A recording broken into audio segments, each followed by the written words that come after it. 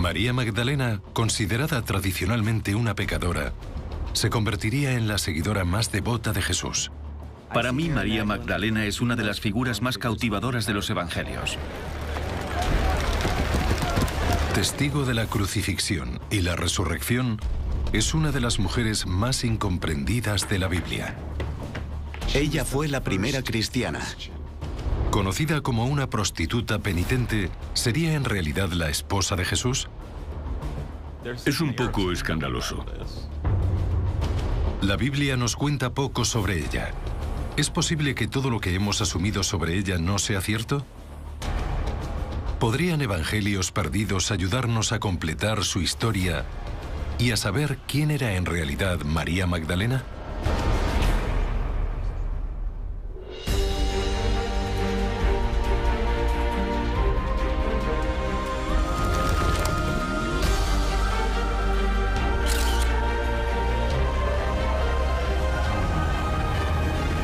Los enigmas de Jesucristo.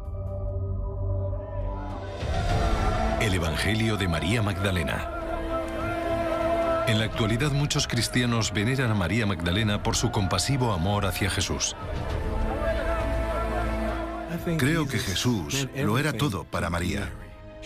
Estuvo presente en la crucifixión y, lo que es más importante, en la resurrección. Fue la primera persona a la que Jesús se apareció tras su muerte. No lloréis y no estéis tristes. No vaciléis más, pues su gracia os protegerá. Pero en lo referente a los detalles de la vida de María, la Biblia nos cuenta muy poco. El Nuevo Testamento la menciona solo 12 veces.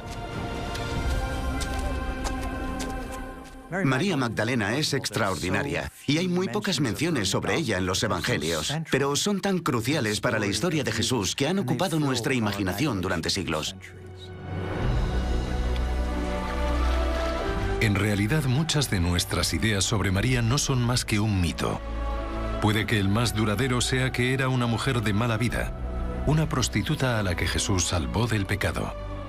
A menudo se la considera una mujer extremadamente seductora, con un gran erotismo. 2000 años después, cuesta separar la leyenda de la realidad en la historia de su vida. ¿Quién era María en realidad?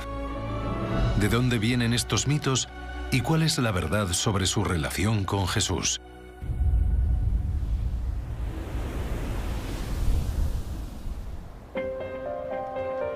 El mito de que María era en realidad una prostituta surge de un suceso clave descrito en el Evangelio de Lucas. Imaginemos la escena. Jesús ha sido invitado a comer a casa de Simón el fariseo. Había en la ciudad una mujer pecadora, la cual, al enterarse de que Jesús estaba a la mesa en casa del fariseo, se presentó allí con un vaso de alabastro lleno de perfume. La Biblia describe que una pecadora a la que consideraban prostituta fue a visitar a Jesús. ¡Fuera de aquí! ¡Fuera! ¡No se de aquí! ¡Fuera de aquí! ¡Fuera ahora mismo! El hecho de que Jesús permitiera que esta mujer entrara y le ungiera los pies, y ante todo que le tocara, Maestro, significaba que no podía ser un profeta o un mesías. Nunca permitiría que una persona así le tocara. Para los presentes fue una provocación. Pero lo que quizás fue más sorprendente fue la reacción de Jesús. ¡Basta!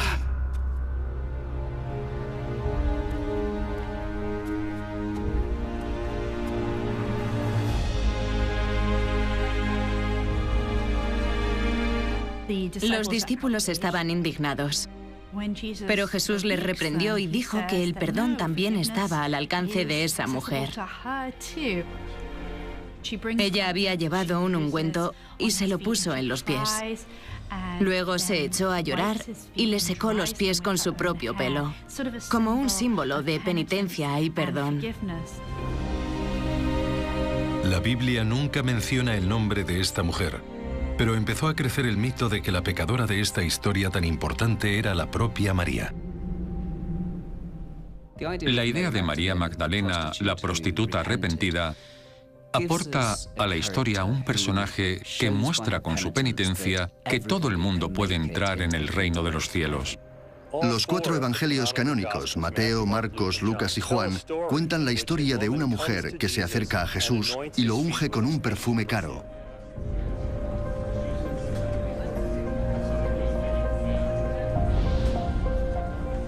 Ninguno de los 4 evangelios canónicos identifica a esa mujer como María Magdalena.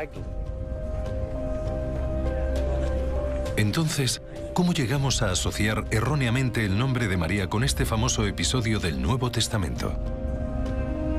La respuesta parece surgir 5 siglos más tarde, con este hombre, el Papa Gregorio el Grande. El motivo por el cual la gente cree que María Magdalena era una prostituta es porque en el siglo VI, Gregorio el Grande pronunció una homilía en la cual equiparaba a María Magdalena con la pecadora que ungió los pies de Jesús. Desde aquel día, los cristianos han pensado que María Magdalena era prostituta. Gregorio el Grande no intentaba faltar al respeto a María Magdalena o a las mujeres. Fue el resultado de una falta de conocimiento. En la época de Gregorio el Grande, no solo tenían 4 evangelios que circulan juntos, sino una tradición en la que se pueden mezclar esas historias. A partir de este error, emerge la imagen de María Magdalena como una mera prostituta. Un mito que ha ocultado la realidad de por qué fue tan devota de Jesús y desempeñó un papel tan importante en su vida y resurrección. La verdad es todavía más perturbadora. Según el Nuevo Testamento, María estaba poseída por varios demonios y Jesús fue el que la salvó.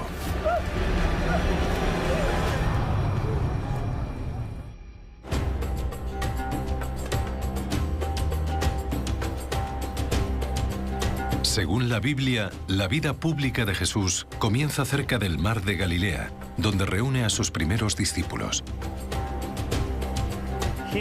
Aquí, en la costa noroeste del mar de Galilea, es donde los evangelios suelen ubicar las actividades, milagros y enseñanzas de Jesús. Uno de los pueblos costeros es Magdala. ¿Sería aquí donde Jesús conoció a María?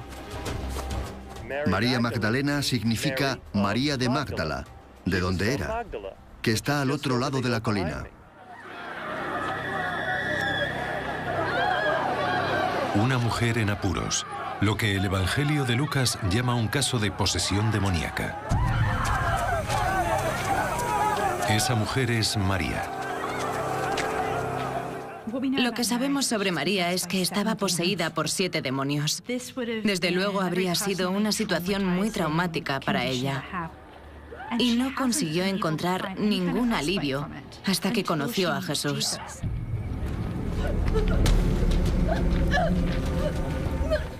Según los evangelios, la manera en que Jesús trataba con los casos más graves de posesión demoníaca era consiguiendo que los demonios le dijeran su nombre. Y después los llamaba y les exigía que salieran de esa persona.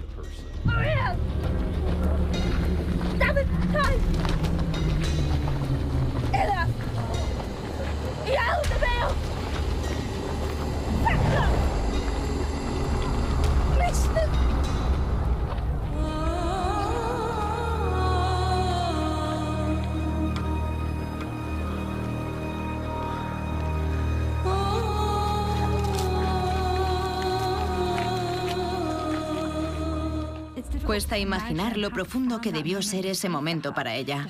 Por fin se sentiría libre, curada y completa. Jesús le salvó la vida y ella se convirtió en una auténtica devota.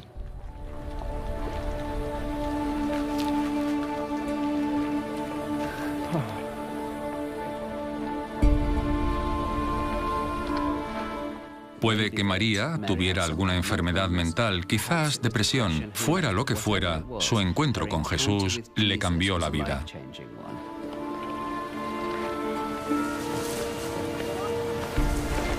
Después de la intervención de Jesús, se convirtió en una de sus más fervientes seguidoras.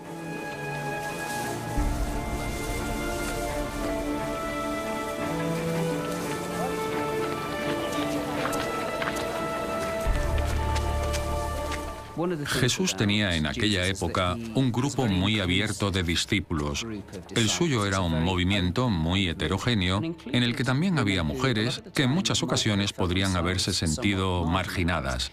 Estar con Jesús les proporcionaba una identidad y autoestima que no solían encontrar fácilmente en su sociedad. María Magdalena parece atípica para una mujer judía de su época. La mayoría de mujeres de Galilea vivían en un entorno doméstico, ya fuera como hija, madre o esposa. Pero acompañar a un predicador itinerante con un nombre que no la vinculaba a su esposo no era habitual. En el caso de María, parece que su papel va más allá del de una mera seguidora espiritual. Una de las cosas que María aportó al movimiento de Jesús fue dinero, tenía recursos. Fue una de las mujeres que ayudaron económicamente a Jesús durante su misión.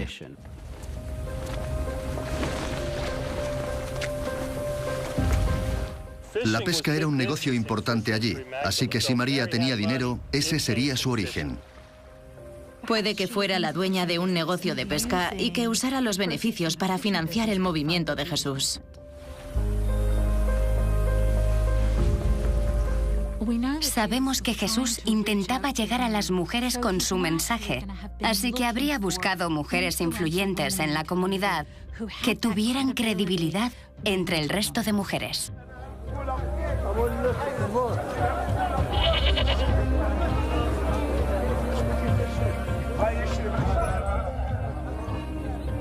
Mira, nos llevamos ese de ahí. Y también ese. Lucas describe a estas mujeres que ayudaban a Jesús. Está María Magdalena y también Juana, mujer del criado de Herodes Agripa, Susana y muchas otras. Hay muchas mujeres que apoyan a Jesús y que también le siguen. Y la gente que seguía a Jesús eran sus discípulos.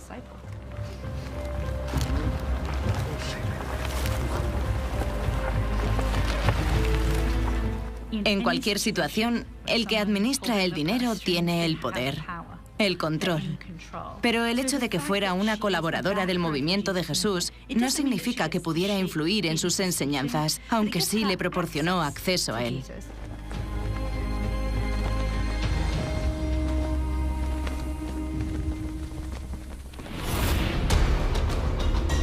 María acompañó a Jesús durante los meses que predicó por Galilea.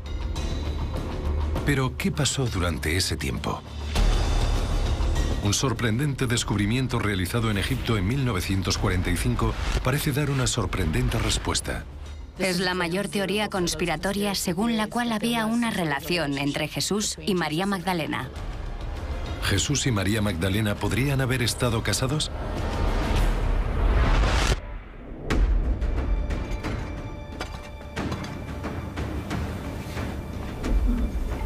En diciembre de 1945, cerca del pueblo de Nag Hammadi en Egipto, un campesino realizó un sorprendente hallazgo.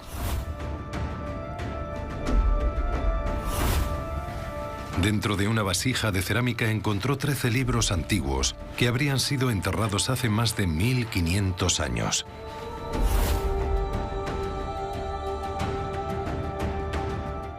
El descubrimiento de estos textos sugiere que lo que llamamos cristianismo es en realidad una pequeña porción de lo que eran estas tradiciones que constituyen un ámbito mucho más amplio.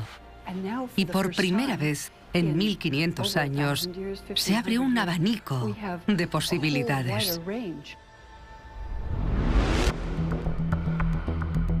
Aunque se conocen como evangelios, no aparecen en la Biblia y fueron escritos por diferentes autores que los del Nuevo Testamento.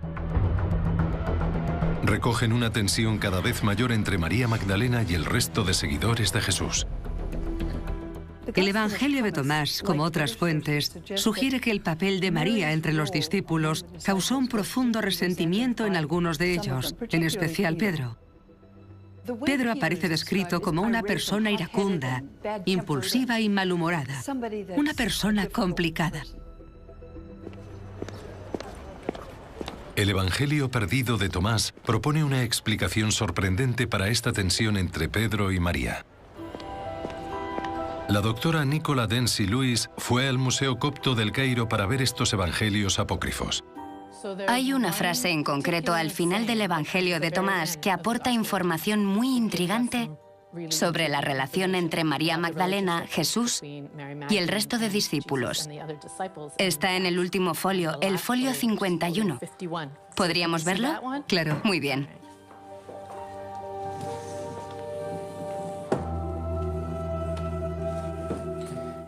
Aquí está, precioso.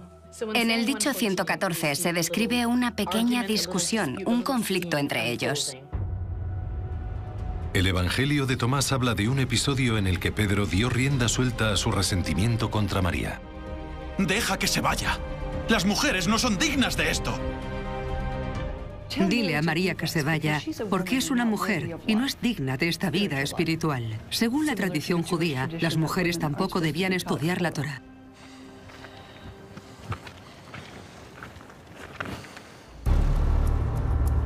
Otro evangelio apócrifo, el de Felipe, sugiere un motivo diferente para la antipatía que Pedro y el resto de discípulos parecían sentir por María. Todas esas tentadoras teorías de que Jesús y María Magdalena eran amantes surgen de este pasaje. Esta es la información más interesante que tenemos, la clave de las teorías conspiratorias sobre la relación entre Jesús y María Magdalena. En las primeras comunidades cristianas, la mayor parte de los misionarios eran parejas. Tiene sentido que Jesús fuera parte de una pareja misionaria. Como un hombre judío del siglo I que fue, habría sido muy probable que Jesús hubiera estado casado a lo largo de su vida. Esto es importante. Si Jesús, el Hijo de Dios, estaba casado, puede que tuviera hijos. Si hubiera tenido una relación íntima, la gente querría saberlo. Y si tuvo hijos, significaría que hoy podría haber descendientes con sangre santa. Hay unas páginas en concreto que tengo muchas ganas de ver, la 63 y la 64. Bien, sí.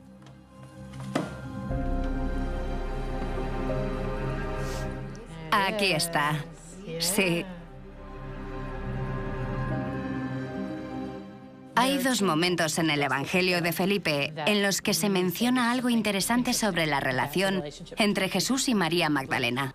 Uno es en el que Jesús se refiere a María como su compañera o consorte. Dice explícitamente que Jesús amaba a María Magdalena más que al resto de sus discípulos. ¿Y por qué la amas más a ella que al resto? ¿Por qué no te amo a ti como a ella? Y hay otro momento en el que la besa.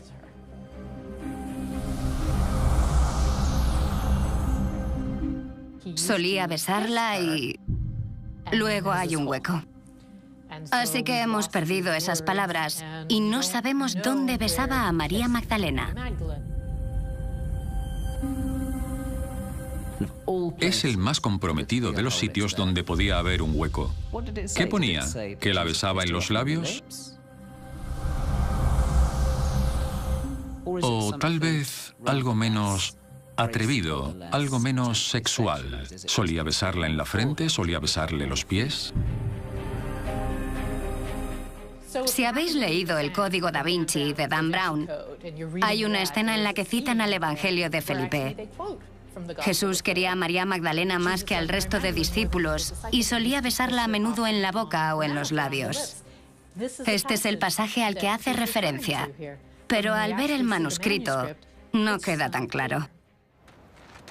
Incluso en los evangelios de Nag Hammadi no hay nada que demuestre la existencia de una relación romántica entre María y Jesús.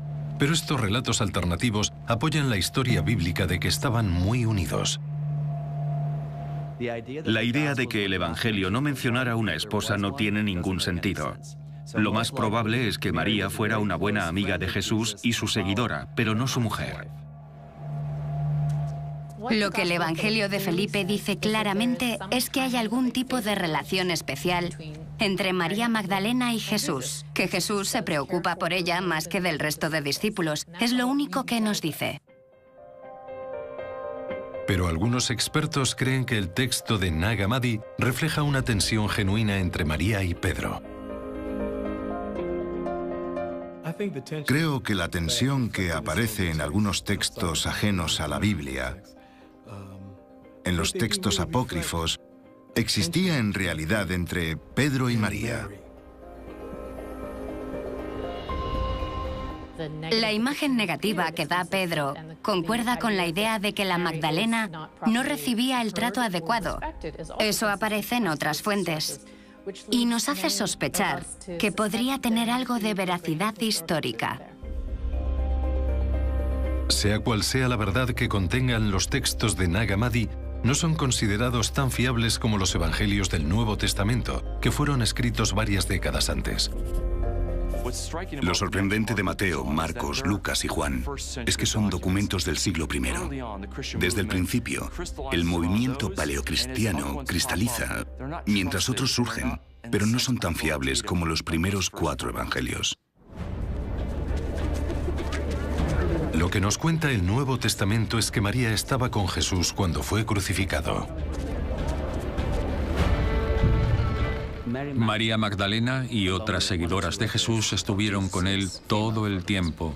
No le abandonaron. Lo siguieron desde Galilea hasta Jerusalén y la cruz. Era una seguidora, una creyente. Estaba muy comprometida. Después de seguirle durante meses, la lealtad de María Magdalena hacia Jesús estaba a punto de pasar la prueba definitiva.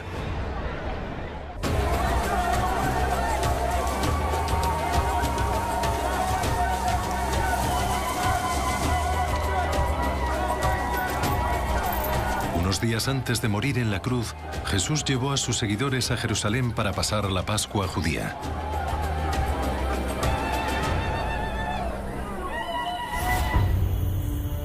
La noche que Judas le traicionaría, Jesús invitó a sus discípulos a lo que luego se conocería como la Última Cena.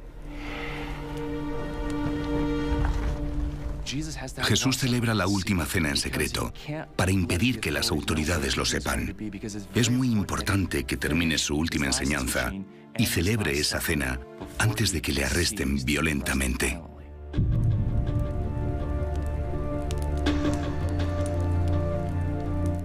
María Magdalena y la madre de Jesús no estuvieron en la última cena, pero el motivo de su ausencia es que Jesús sabe que está a punto de ser traicionado y su arresto podría ser muy violento, podría ser peligroso.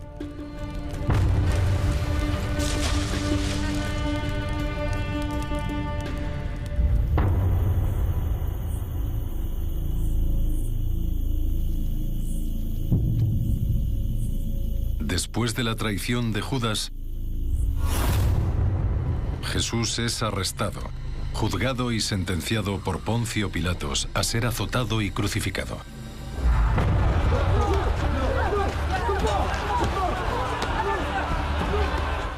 Los hombres habían huido porque podían ser arrestados por insurrección, igual que Jesús. Y también podrían haberlos crucificado. Jesús llamó a los discípulos para que le acompañaran en su camino. Y lo único que no hicieron muchos de ellos fue seguirle en los momentos cruciales de su camino final hacia la cruz.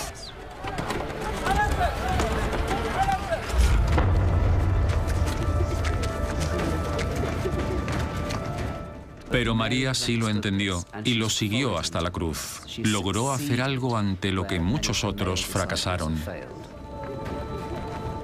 Debió ser muy difícil para María y para María Magdalena. La última vez que habían visto a Jesús fue predicando en el templo en público, sano y lleno de vida.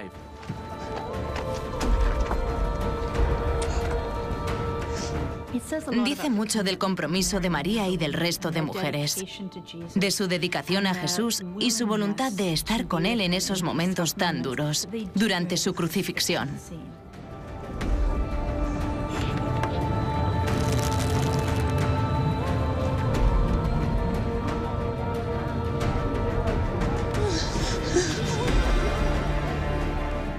Creo que María y el resto de mujeres demostraron su voluntad de acompañar a Jesús incluso en el momento de la muerte.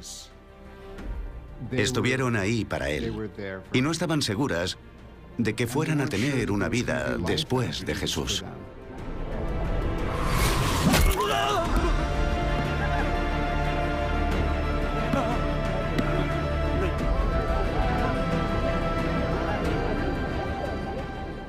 María vio su carne desgarrada, la corona de espinas clavada en su frente, la sangre que brotaba de su piel.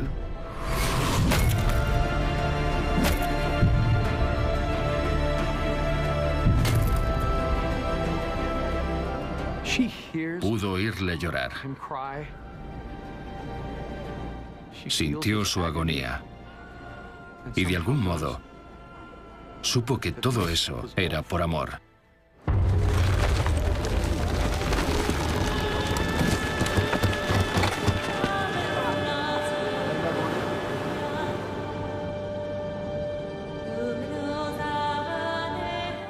No creo que nadie quiera morir solo. Y sé que Jesús no quería morir solo porque, según la Biblia, le preguntó a Dios por qué le había abandonado. María y el resto de mujeres estuvieron allí, y él era consciente de su presencia. Creo que agradecería saber que, a pesar de que le hubieran abandonado, todavía le importaba a alguien.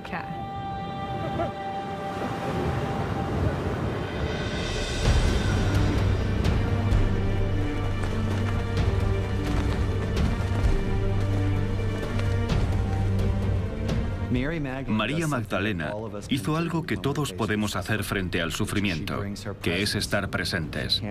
No puede aliviar su sufrimiento, no le puede bajar de la cruz, pero puede estar ahí. Creo que cuando alguien está enfermo o se está muriendo, puede servirnos de consuelo y la podemos tomar como ejemplo. Es la pastoral de la presencia. Puede que sus discípulos más cercanos le hubieran abandonado, pero María Magdalena seguía ahí. Gracias a Dios que estuvieron ahí para acompañarle. Al final no estuvo solo, gracias a la valentía de estas mujeres. Y creo que eso debió reconfortarle en cierta medida.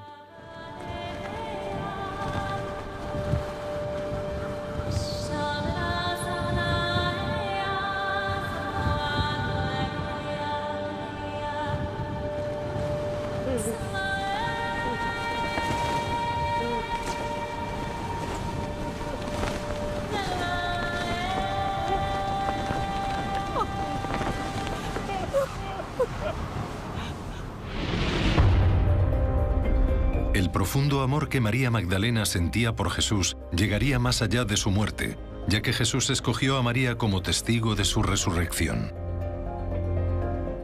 Es el impactante momento en el que oye su nombre de boca de aquel al que amaba e inmediatamente reconoce a Jesús.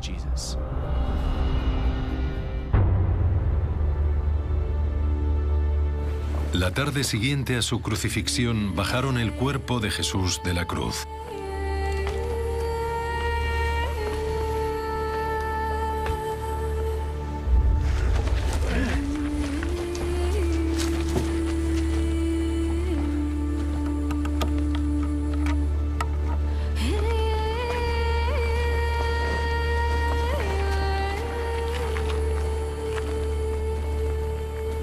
Lo llevaron a una tumba y lo envolvieron en un simple sudario.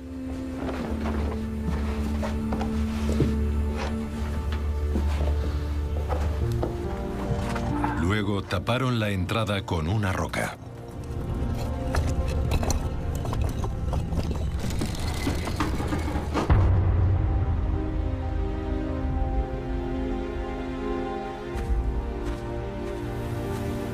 Dos días después, el domingo por la mañana, María visitó el sepulcro de Jesús. María Magdalena fue al sepulcro porque acababa de terminar el sábado. Por eso no había podido ir antes para ungir el cuerpo o llevar a cabo las costumbres funerarias judías. Está muy claro que quiere seguir amándolo, porque se dedicó a cuidar de su cuerpo tras la crucifixión. Ella creía que seguía muerto. Ungir el cuerpo de Jesús y lamentarse por su muerte es una parte clave del duelo.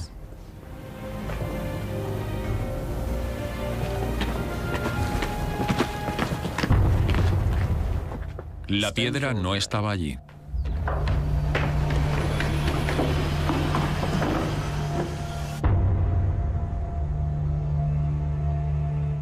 Y el cuerpo había desaparecido.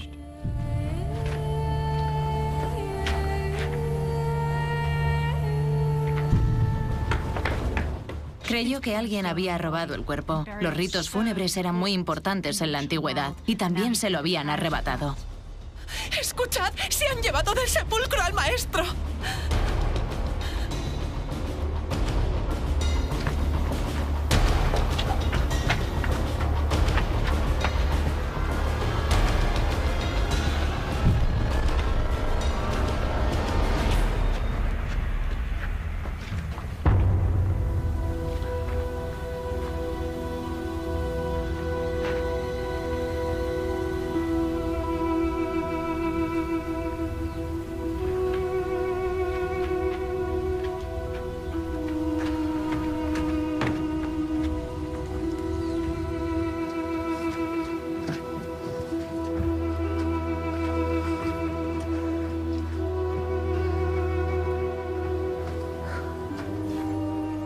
Volvió a mirar entre lágrimas y al salir de la tumba vio a una persona. Pensó que era un hortelano.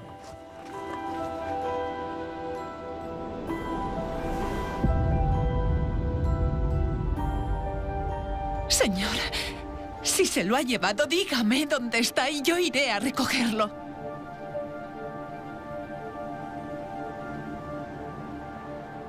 María.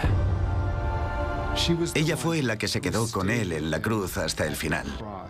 Y la primera persona a la que se apareció cuando resucitó de entre los muertos. Maestro. Cuando se lo encontró, la verdad, me cuesta imaginar lo feliz que se sentiría, sobre todo después de tanta desolación. Es un momento increíblemente conmovedor e íntimo, de reconocimiento entre dos personas, el maestro y la alumna. ¿Cómo? No me toques. Quiere abrazar a la persona que había seguido y amado. Así que Jesús tiene que decirle que no está listo para ser tocado.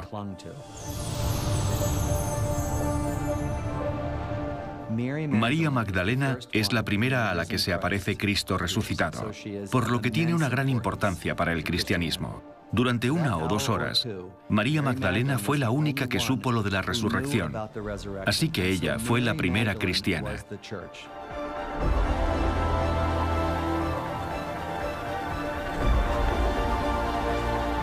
A pesar de su papel principal durante la resurrección, María desapareció de la historia de la Iglesia primitiva. Uno de los grandes misterios del paleocristianismo es qué pasó con María Magdalena, porque aparecía en los evangelios en los momentos claves del final de la vida de Jesús, en el sepulcro y la resurrección, pero luego no volvemos a saber de ella.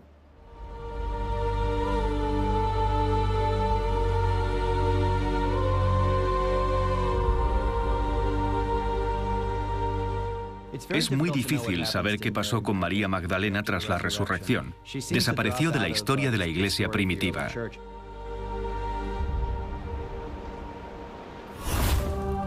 Fue Pedro el que acabó convirtiéndose en uno de los líderes del movimiento de Jesús. Pedro emerge como una figura muy poderosa en la Iglesia. Es al que Jesús confía las llaves del reino de los cielos. Viajó por el Imperio Romano como Pablo y acabó en Roma. Según la tradición, fue el primer obispo romano, el primer papa. María Magdalena solo es conocida como una prostituta penitente y su historia y su importancia se desvanecen. Siglos más tarde, el descubrimiento de otro texto histórico ofrece una tentadora explicación de lo que podría haber pasado con María Magdalena después de la resurrección. En 1896, un erudito alemán compró un libro antiguo. Estuvo olvidado en el Museo Egipcio de Berlín hasta que finalmente fue expuesto en 1955 y se reveló que era el Evangelio de María.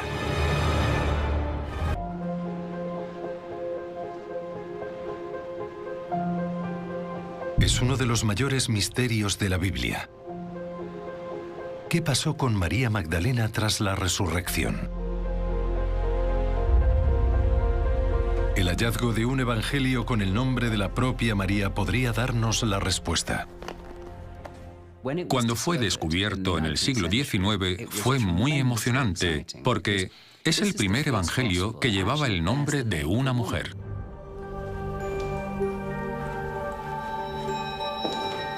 Nicola Densi Lewis viajó hasta Berlín para verlo en persona. Es un documento increíblemente importante. Me hace mucha ilusión verlo por primera vez. Abramos la caja. Ahí está. Fijaos. Quedan muy pocas páginas, aunque era un libro muy largo. Sí, sí. Aquí está el principio. El principio. Por supuesto, no lo es en realidad porque faltan las primeras páginas. ¿Podría este evangelio perdido arrojar algo de luz sobre el misterio de la desaparición de María tras la resurrección? Tener un nuevo texto que nos hable de María Magdalena y su relación con Jesús es muy emocionante para nosotros. El evangelio retoma su historia después de que Jesús resucitara de entre los muertos. ¡Pedro! ¡He visto a Jesús! Dinos lo que Él te dijo, lo que sabes. Solo tú y nosotros no. Lo que no oímos. Todo lo que se os ha ocultado, yo os lo revelaré. La clave es que María es la que ejerce de maestra, la que comunica la noticia a los otros discípulos y habla con autoridad, lo que molesta a los discípulos masculinos. No lloréis y no estéis tristes, no vaciléis más, pues su gracia os protegerá y siempre os acompañará. Tened fe. El Evangelio de María sugiere que a Pedro le molestaba la relación que había tenido con Jesús. Cuando María termina de hablar, se produce una gran discusión entre ella y Pedro. Te prefería antes que a nosotros. ¿Qué creéis? ¿Que me lo he inventado o que estoy mintiendo sobre el Salvador? Claramente es una pelea entre los discípulos por la supremacía, sobre quién será el jefe y quién continuaría las enseñanzas y la misión de Jesús. Puede que Pedro sintiera que era el líder legítimo y que eso tuviera que ver más con el hecho de que era un hombre que con cualquier otro factor.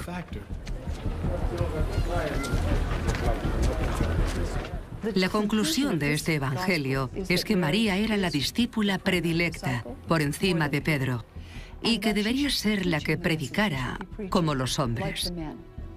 Al final del evangelio, María se marcha a predicar con el resto. Nuestro Señor Jesús se me apareció en una visión y me habló. El Evangelio de María es el único evangelio conocido que representa a María Magdalena como una líder de la Iglesia primitiva. Tan magnífico. ¿Pero es un registro serio de hechos históricos? Sabemos que María Magdalena no escribió este evangelio. Por el estilo del texto, el lenguaje y el vocabulario, sabemos que data de mediados del siglo II, y en esa época María llevaría muerta mucho tiempo. Pero incluso aunque este evangelio no pudiera ser considerado un texto histórico serio, indica algo más: una posible disputa sobre el papel de las mujeres en la Iglesia primitiva. Creo que significa que históricamente hubo una tensión entre los líderes masculinos y femeninos de la Iglesia. El Evangelio de María demuestra que los primeros cristianos todavía intentaban dilucidar cuál era el papel de la mujer en la Iglesia, el de los apóstoles, y si debían ser solo hombres. Con el tiempo, lo que vemos es que las mujeres pasaron de tener un papel central en la organización de la Iglesia a ser unas figuras contemplativas que quedaron al margen. Vi a nuestro Señor Jesús aparecido. Si el Evangelio de María no es una fuente fiable, de pie, como si nada hubiera ¿Podría haber pasado. otra explicación para la desaparición de María Magdalena de la historia de la Iglesia primitiva? Cuando pensamos en María Magdalena, a menudo imaginamos una mujer atractiva con la melena al viento, de la misma edad de Jesús y con una belleza innegable. Pero todo eso podría no ser cierto. ¿Podría haber sido mucho mayor y que tuviéramos una imagen equivocada de María Magdalena desde hace 2000 años? Podría haber sido una exitosa mujer de negocios de 60 años. Alguien que trabajó muy duro y que en los últimos años de su vida se hubiera centrado en la religiosidad y en el crecimiento espiritual. Creo que María Magdalena probablemente fuera una mujer rica, una mujer mayor o de cierta edad, que tuviera los medios necesarios para apoyar a Jesús y su movimiento. Puede que no viviera mucho más que Jesús y ese fuera el motivo por el que no volvimos a saber de ella. Sería algo extraordinario. Pero sea cual sea la verdad sobre su edad, podemos estar seguros de que Jesús ayudó a una mujer poseída. Esta se convirtió en su seguidora más cercana y fue un ejemplo para todos. Ella fue la que tuvo la conexión espiritual más profunda con Jesús, la que entendió mejor su misión, la que llevó a cabo y proclamó que era la primera cristiana.